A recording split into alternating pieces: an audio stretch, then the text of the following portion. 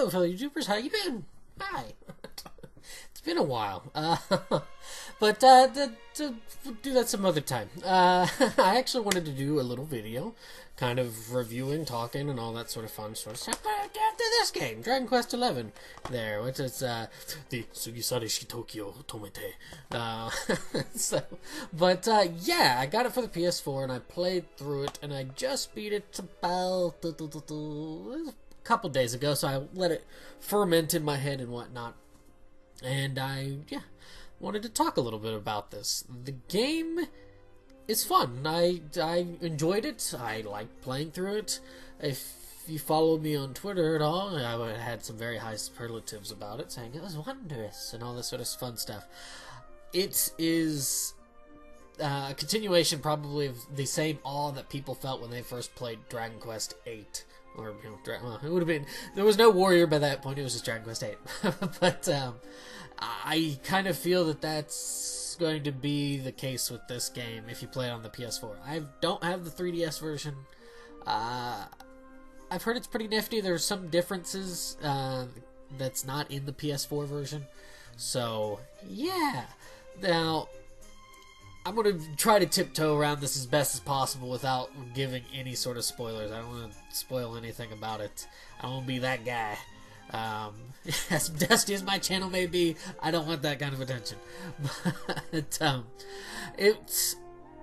I'm of two minds of the game. On one hand, I love the game to pieces. There are certain things that I just really like about it. And there's other parts of it that I'm kind of... not that I hate, but I just kind of... I see it done so much in other things that it's... I should have known that from watching the trailer, that somehow it was going to kind of lean on it a bit, but... Do you happen to know what the word intertextuality is? That's about the best way I can explain it, is that there are things in Dragon Quest XI that, unless you're really well known with the whole Dragon Quest lore and stuff, the echoes of the game will fall on deaf ears. I know that's a little laugh there, but maybe not. The English title for the game is Echoes of an Elusive Age. That was where I was going with it. Sorry, I had to explain that. But that's my biggest worry, is that there are a bunch of different things going on in the game that if you're not really a big fan of the Dragon Quest series, maybe just like a couple of the games that you played you really like, but those sorts of things won't really grab your attention anyway. For me, that was like, yeah, I was super excited and all that sort of stuff, but I guess that's why I'm two minds of it. On one hand, I really like it. That's because I knew all this sort of stuff, but on the other hand, it's kind of like there's a bit of a gatekeeper from...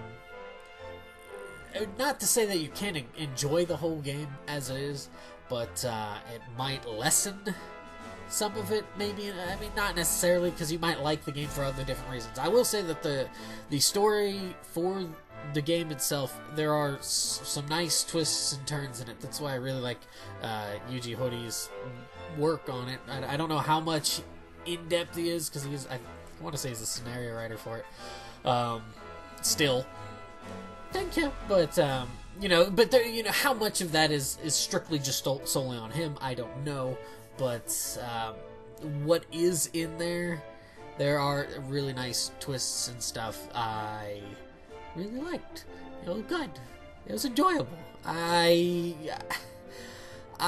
want to say I had about 106 hours of gameplay, and I did a bunch of different things and going around and everything and all that sort of fun stuff. I wouldn't say it's a particularly difficult game. It certainly ratchets up a little bit here and there, but I don't think it was nearly as tough as it could have been. Like Dragon Quest VI is kind of tough. I noticed that because I was playing through that a bit before I got 11. Dragon Quest VI, they will give you, like, here's some really difficult stuff. Oh, well, you just got through it. Here's more difficult stuff. You don't quite have that with this. You'll certainly get some hiccups along the way, or at least some challenging stuff. but for the most part, I don't think it is too difficult. It's the areas are big and massive for the PS4 version, and it's cool too because you get a little mini game where you get a bow gun, and then you find these little targets and you start shooting them. And you'll find people. They're the little bow imps. You find bow imps all over the place in different areas. They're like, oh, you've gotten 3 out of 4 of these. You need to still get another one, and then you get a little prize. And little mini games like that. You got a horse racing mini game, and there's the different like Coliseum thing. The casino's in there, of course. Good old casino. It's one of those things. It's like there are a lot of nice things to really like about the game. The music, and this is also really. A lot of people seem to not like Sugiyama's work as much. Maybe like Western side, because it isn't so, for lack of a better word, epic in a lot of ways. I mean, if you go back to the older ones, 3 and 4 had some really phenomenal music, particularly 4. 4 had like a wide array of different music that just punched at every level, and we're like, oh, that's really good. But like the bosses and battle theme stuff, some people it's too subdued for them, maybe, or just doesn't jive. I really like the music that was in this one, the newer stuff by Sugiyama, because there's a few tunes that have like carried over and stuff, and now are in this one. But the newer ones are really good. There's one boss theme that kind of pops up a little bit later that's I like, but I know it's gonna ruffle some feathers the wrong way. It's because it almost sounds like it's out of tune, and it's almost like it's a gag fight. It's from the sound of it when it opens, but it works. Don't ask me why, but it works, and I like it. And the field theme is just wonderful. There's a really, really, really good scene theme.